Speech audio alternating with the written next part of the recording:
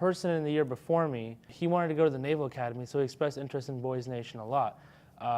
And he was one of my key influences. He always mentioned how Boys State would instill a sense of patriotism, a sense of government's processes, that it would actually teach you what goes on inside your state government. And I thought that was a fascinating process. I didn't know much about it, but I was able to take what he told me and go to our school's senior English teacher, and she was the one who introduced me to the American Legion post here in the city, and Commander Hardison. And from there, the interview process was pretty simple, and they were very friendly to me the whole process, and I was able to go to Boys State from there. I'm very hopeful for the future because you've shown me you can lead, and you've shown me we can get along, and you don't see kids from traditionally red states keep on talking about how they like the Republican Party, or kids from traditionally blue states talk about how they like the Democratic Party.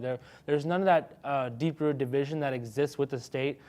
We try to divide states into blue for Democrat, and then red for Republican, but that division wasn't there. They were willing to sit down and work together on common sense legislation. I think if you look at the record of the legislation that we passed, the most ever by a Boys Nation in history, it was 44 pieces of legislation that we discussed and passed through the Senate. And that happened because we were able to put aside, Republican, Democrat differences, conservative, liberal differences, and work on what's going to work for the American people. And I think we're going to see some records set in the U.S. Congress in the future once, my peers and hopefully me, we get elected to public office and serve this country. So I do think that we're going to solve partisanship in the future with what I saw at Boys Nation.